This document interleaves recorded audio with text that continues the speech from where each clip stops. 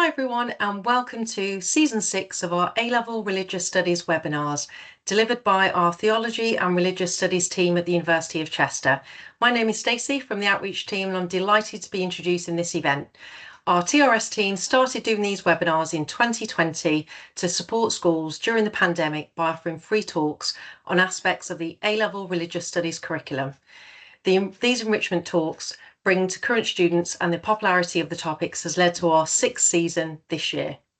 These webinars represent some of the special features of TRS Chester, their drive to use their expertise to support communities outside of the university and to make a difference, their passion for the subject, their commitment to supporting religious education in schools, and to making learning both relevant and fun. If you want to find out more about the degrees on offer at Chester, please visit our website and I'll drop a link in the chat which will take you to some of our course pages. Do please mention this webinar on X, tagging at TRS Chester and using the hashtag A-Level-RS Webinars. If you are a current A-Level student, we would be grateful if you could complete our pre-event evaluation form, which I've already dropped into the chat for you. So we've reached the halfway point in our 6th series, and today we welcome Dr. Deborah Casewell, who is an Associate Professor in the Philosophy of Religion and works in particular on the 19th and 20th century philosophical movement. Today, Deborah will be considering the question, does the ontological argument in fact work? This talk will explore the classic formulation, objections, and new expressions of the ontological argument. Deborah, thanks for tackling this topic for us, and we'll hear from you shortly. And then after Deborah's talk, we'll have a few minutes to answer any questions that you may have. Just to reassure the audience, we at Chester can't see or hear you, and nor can anyone else. So to ask a written question, you just need to use the Q&A or the chat functions. You should ask questions anonymously and be aware that questions are moderated. I'll then field them through to Deborah after the talk. Okay, so we'll hand over to you, Deborah. Great, thank you very much. Part of the impetus of this talk is that I was taught the ontological argument at school, and I was taught that there were a variety of kind of responses, one of which kind of everything kind of cancelled each other out. And then during my teaching career, I spent a lot of time reading one of the original source texts of the ontological argument, in particular, Descartes' Meditation. And the more you kind of read it and you kind of realize what Descartes is doing and how he's arguing, the more you start wondering, do the classical objections to the ontological argument actually defeat the ontological argument? And if they don't defeat the ontological argument, does the ontological argument in fact work? And so that's the main thing I'm going to be trying to talk about. I'll talk you through the kind of classic formulations, the classic objections, and then before I go on to Descartes' version, I'll go through what Kant says, and so that when we come to Descartes, you can see whether or not his argument is vulnerable to the criticisms that Kant places in it. Now, as I'm sure you're all aware, the ontological argument is one of the most distinctive arguments for the existence of God in the philosophy of religion. It's one of the only, or perhaps the only, a priori argument for the existence of God. And as an a priori argument, it doesn't rely on evidence, it doesn't rely on empirical experience, it doesn't rely on the outside sensory world that you and I inhabit. Instead, it relies on definitions. But the particularly distinctive thing about the ontological argument is that it's a definitional argument that's making a claim about existence. So lots of a priori arguments, the kind of obvious ones like a bachelor is an unmarried man, tend to make a conceptual statement. They say something semantic, something to do with words, something to do with a definition about an unmarried man, which requires that you have certain kinds of knowledge. For example, what a marriage is, what a married man is look like, what a man is in the first place. So it's distinct from those kinds of arguments, and it's more akin to the a priori argument that there cannot exist, that a square circle doesn't exist, because the definitions of a square and the definitions of the circle are fundamentally contradictory. And so when we actually explore the argument, the force of the argument is not just that God exists because of the definition of God. The argument that it is a contradiction to have an idea or a concept of God and then say that God does not exist. So in this argument, the non-existence of God is basically and fundamentally self-contradictory. So it's an argument that's doing a lot. It's making a lot of claims, and how it does it is, I think, very, very interesting and very, very creative. So you may know the classical argument already, and then as Anselm says, thus even the fool is convinced that something than which nothing greater can be conceived is in the understanding, since when he hears this, he understands it. And whatever is understood is in the understanding. And certainly that than which a greater cannot be conceived cannot be in the understanding alone.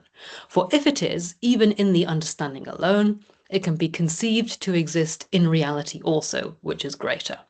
Thus, if that than which a greater cannot be conceived is in the understanding alone, then that than which a greater cannot be conceived is itself that which a greater can be conceived. But surely this cannot be.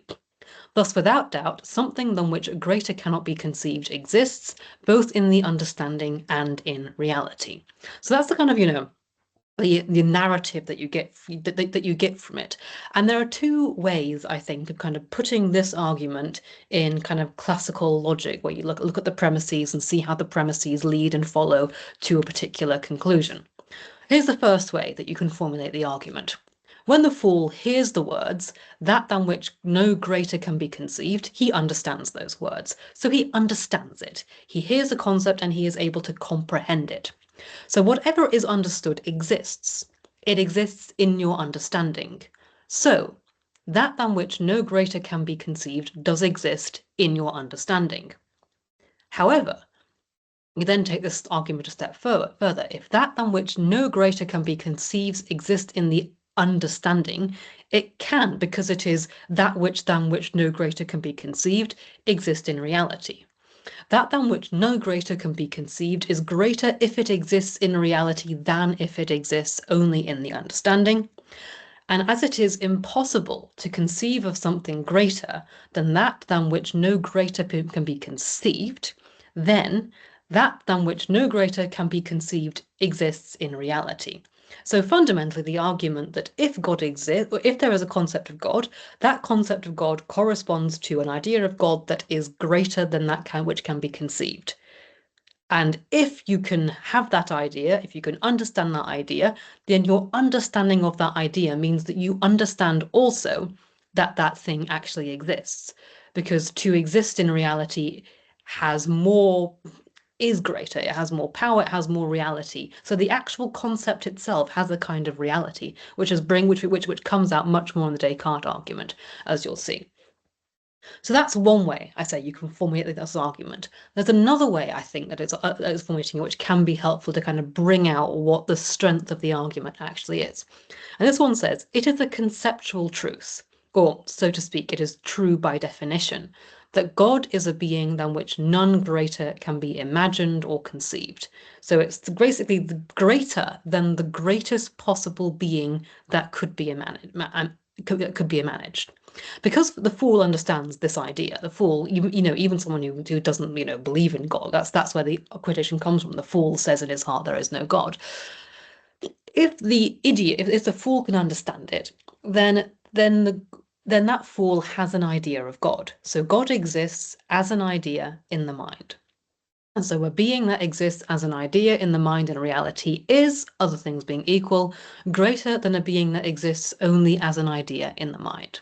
So if God exists only as an idea in the mind, then we can imagine something that is greater than God, so a greatest possible being that does exist. But we cannot imagine something greater than God because it is a contradiction to suppose that there you could imagine a being greater than God, who is the greatest possible being that can be imagined and cannot be imagined. So therefore, God exists.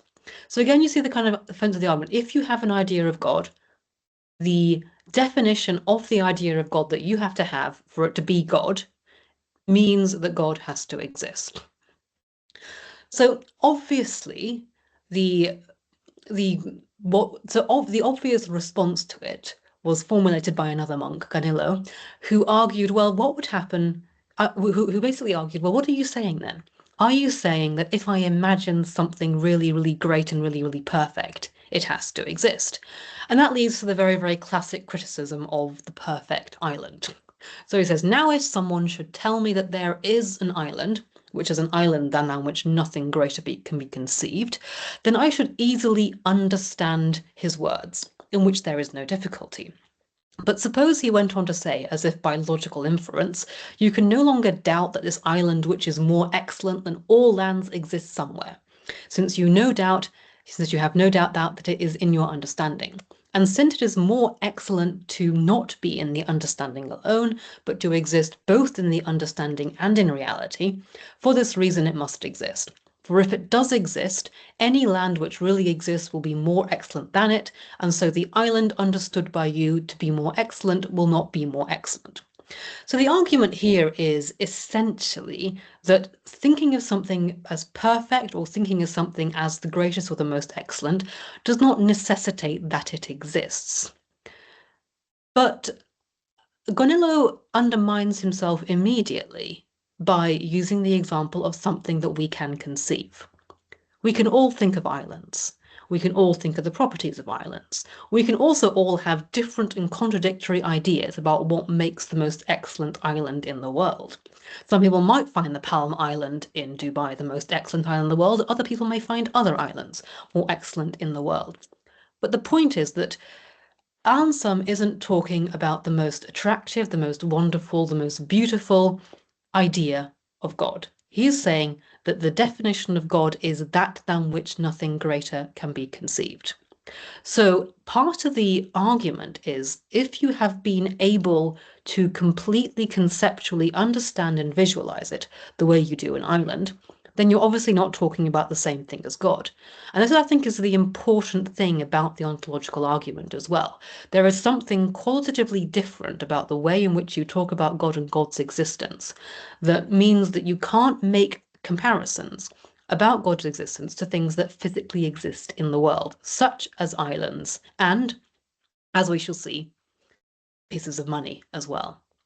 So the other very, very famous argument against the ontological argument, often taken as a kind of complete knockdown argument of the ontological argument, is the Kantian criticism, which is, as I say, not as wrong as the criticism by Gonillo.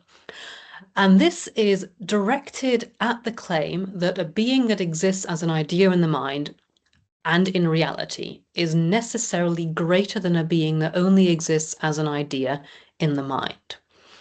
Now, there's a part of this criticism is dependent on what Kant thinks existence actually is. So for Kant, existence has to be something empirically observable. So Kant denies that there are any kind of innate ideas. He has the idea that there are things that you can get without sensory experience, but they have to be activated essentially by sensory experience. You can't have one without the other. And so the argument that he makes is in one part critical of that kind of metaphysical claim that you get in the argument, and on the other side, critical of the distinction that he thinks people who propose or put forward the ontological argument are making. So in this, he says, existence seems to function as a property or a predicate of a being. It seems to be the property that makes something greater. So that means, he says, that existence is a property, which means that existing makes something better than it would be otherwise. But in Kant's criticism of this argument, he says that existence cannot be a predicate because things that are predicated of things only do that. Things are only predicated of things that actually exist in the first place. So, for example, if existence is not the same as the redness of an apple. So the redness of an apple only exists in that there is an apple that is red, and so the red exists in the actual apple. There is no red that exists outside of the apple in that respect. So for Kant, existence can't function as a predicate because something either exists or it doesn't. So existence isn't something you can say of something. Something has to exist before you say something of something. So existence precedes the existence of that property, because non-existent things cannot have and instantiate properties. So you can't say that existence is a property or a predicate, because something would have to exist in the first place to have something predicated of it. So as he says, the ontological argument ends up as a tautology. It ends up saying the same thing twice. And that's this kind of famous example of the 100 thalers. You know, there is no difference between the 100 thalers in reality and the 100 thalers in the mind. One exists in reality, the other one doesn't, but that's and the existence is the quality that's different, not the property, it's actually the existence itself. So because existence has to be something empirically verifiable, and existence is the ground on which anything that you can say about anything is there in the first place. It can't be a property. That just makes, for him, that makes no sense as an argument. But why would somebody who instantiates or puts forward an ontological argument say that existence has this particular quality? And the thing about the ontological argument that I think he doesn't miss it. I don't think he misses it. I think he just rejects the entire premise because of how he thinks knowledge is possible. The argument isn't that existence is a predicate. It's that the existence of God is such that existence is entailed by the definition of God. It's a bit of a subtle difference, but it's an important difference, and I want you to kind of hold that in mind. Because the reason I've gone through Kant first before going to Descartes is because I think that Descartes' formulation isn't as vulnerable to the criticism of Kant as it's often said to be. So Descartes' very, very famous formulation of the ontological argument comes in the fifth meditation. But what you don't often hear about it is that it relies almost entirely on reasoning that he develops throughout the full 4 meditations that precede it, and in particular a causal argument that he makes in the 3rd meditation. Now, when I say a causal argument for the existence of God, you probably all immediately think of Aquinas' 5 ways. But there's something distinct about Descartes' causal argument here, because he's not relying on physical evidence. For 5 of the 6 meditations, Descartes is only thinking and only reasoning through ideas that he says are innate within your mind. He doesn't move on to physical evidence until the 6th meditation. So he's only working with innate ideas that he says you have in your mind, not ones that require external evidence to validate or confirm that they exist. And in the 3rd meditation, what Descartes argues is that we clearly and distinctly have an idea of a supremely perfect being. And because we have this clear and distinct idea of a supremely perfect being, that being has to exist. So, and the way in which he does it is this. He says, when we just think of ourselves without any external stimuli, whatever, we can distinguish between ideas that we know clearly and distinctly and ideas that we grasp more dimly. So for him, this implies that we are finite and limited.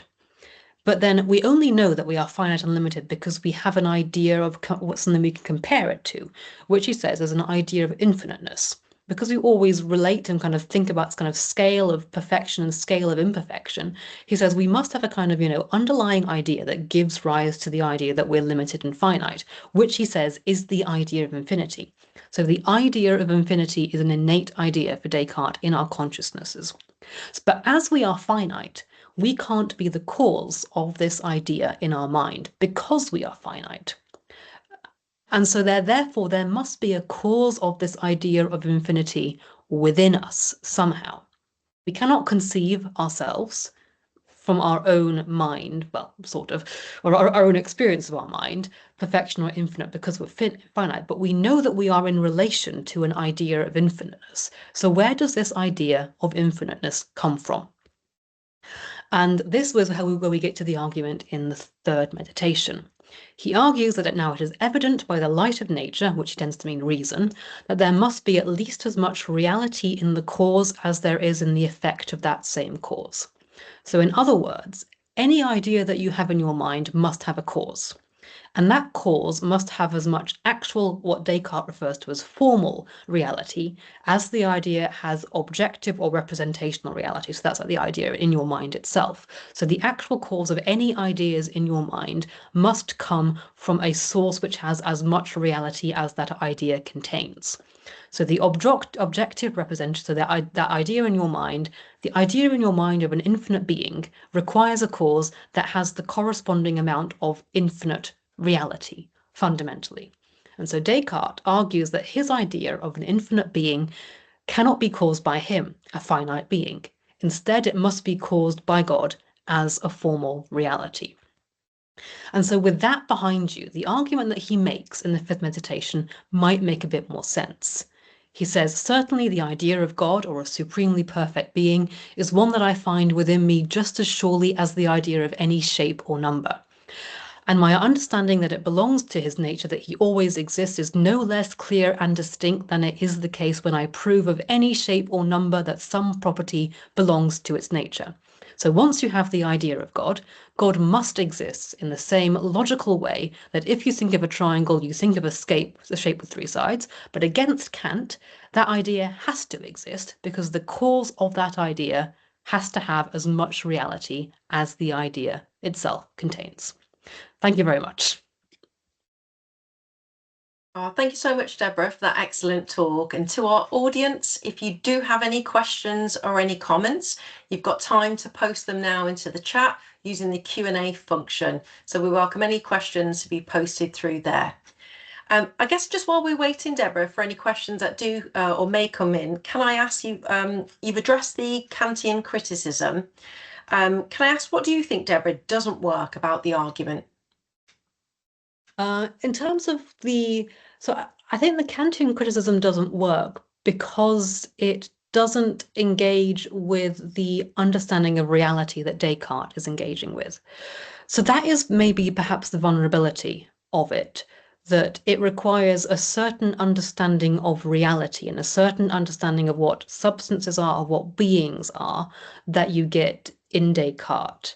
But that thing that you get in Descartes draws on what you get in Anselm, Aquinas, so on and so forth. So I think it's more that if you find a way of contradicting Descartes' vision of what reality is, that means that the argument doesn't work. But that's a bit hard. But that's a different thing, I think, than what Kant is doing, because what Kant is doing is just saying that he rejects the idea that existence can not only be conceived of as an empirical thing in the world. If that makes sense. Brilliant, thank you. And we've just had a few questions come through. So the first one is, what about modern ideas that we all have a different concept of God? Is Anselm a fool to assume everyone has the same understanding of God? I don't think so, because I think Anselm's understanding of what God is of a transcendent being that is beyond conception and beyond categorization. And I think if you were to say that that wasn't God, you'd just be talking about any kind of human being or any kind of physical being in the world. So it's not that people have a different understanding of God in terms of God's personal qualities. It's an argument about what is the reality or the ontological nature of what we term God. So that's my kind of response to that, which would be like, if we are talking about God, you have to be talking about a being that is transcendent and beyond all human categorization and understanding. Otherwise, you're not talking about God, you're talking about something human. Brilliant. And another question that we had come through earlier states, how would it respond to the criticism that even creating a conception of God is a mistake? Isn't Anselm committing a category error? I don't think so, because Anselm isn't essentially saying that Anselm's doing a kind of apophatic argument there. He's not creating a conception of God. He's creating a conception of God that God is beyond conception. And that's, in fact, how the entire argument works, because God has to be beyond conception for God to not be vulnerable to the criticism that you just imagine a perfect being and it exists, or you imagine a perfect island, or as one student once said to me, I imagine a perfect goat. Like the inconceivability of God is a key part of that argument. Brilliant. Thanks for responding to those, Deborah. Another one that's come in, is Descartes saying existence is not a property, or is he just saying it has empirical cause? I don't think I quite understood this part. It's quite, no, that's understandable. It's like, so Kant's criticism of Descartes, for example, he says that existence becomes predicated of God as a necessary part of the understanding of God. So existence becomes one of the properties of God. Whereas I don't think Descartes actually argues that. What Descartes actually argues is that God has, is that when you understand or have, when you have a conception of infiniteness, that conception of infiniteness has to come from somewhere. But it can't come from us as finite people. So it's not that existence is a property, it's more that existence is completely inherent in the whole understanding of what being infinite is, because for Descartes, being infinite would also mean having infinite reality, whereas we humans only have finite reality, and things in the world only have finite reality as well. So you've asked me whether it has a empirical cause, and yes and no. Because, and I'm saying yes, because Descartes will say at the end of the meditation that there is an empirical kind of, that there is that empirical evidence. But at this stage in the argument, he's only dealing with innate ideas. So strictly speaking, it's all mental. So God has like a mental reality that gives rise to a mental thought in your mind. And that is and that is how you know that God exists. Not because you have the empirical evidence that God exists, but because you have an idea in your mind, and that idea can't come from you. Brilliant. Thanks, Deborah. We've just had a comment come in. Somebody's just joined the webinar and missed it, unfortunately. Not to worry. They've asked the question, will there be a recording of this? Yes, there will, for those that have signed up and registered. So you'll receive information about the recording in an email. So not to worry if you've missed that. I'll just double check if we've had any more. Yep, we've had another question come through. Surely, if we can't conceive of God, we might be mistaken about what he is. I think Aquinas argues this. Humans are fallible and limited. Maybe we don't understand God correctly. This is an interesting question because it gets to the heart of what does it mean to conceive of God? And the Anselm, I think, again, wants to protect our understanding of God by putting God beyond comprehension. It's not that God is incomprehensible in the way that, I don't know, reading something in a foreign language is incomprehensible to you. God is just beyond comprehension. But paradoxically, you can understand that something is beyond your comprehension, even if it's not incomprehensible. So I think that's the kind of, that's the interesting slight difference that we're dealing with, that we're dealing with here.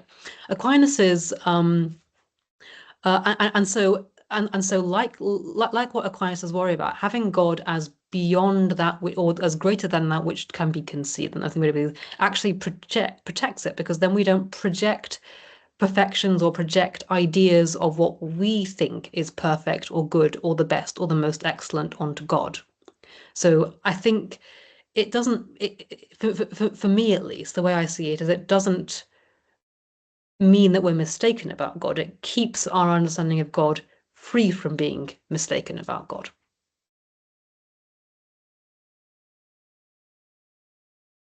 Brilliant. If there are any more questions, do feel free to put them into the Q&A function and we'll read them out. Just while we're waiting, I just thought I'll share some information with you about what's also coming up the next set of webinars. Next week, we'll be hearing from Professor Paul Middleton, who is a professor of New Testament and early Christianity and works on violence and martyrdom in early Christian communities. Together, we will explore the parables of Jesus. So that will be taking place next week. I think just reviewing our questions, I think that's all the questions we have. So can I just say thank you so much, Deborah, for that excellent talk and for responding to all of those questions. Thank you to you, the audience, for your amazing questions. For those of you who are currently studying at A-level or equivalent, please can I ask you to fill in the post-evaluation form that I will drop into the chat in just a moment. We'll also be sending a more general short feedback form on the webinar itself via email after the event, so please do share your thoughts with us.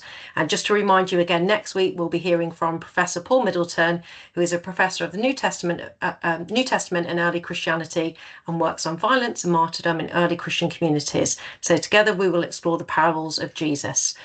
But for now, thank you, Deborah, for your excellent talk, and thank you to you, our wonderful audience, for joining us today. And we hope to see you all next week. Thanks again for joining us.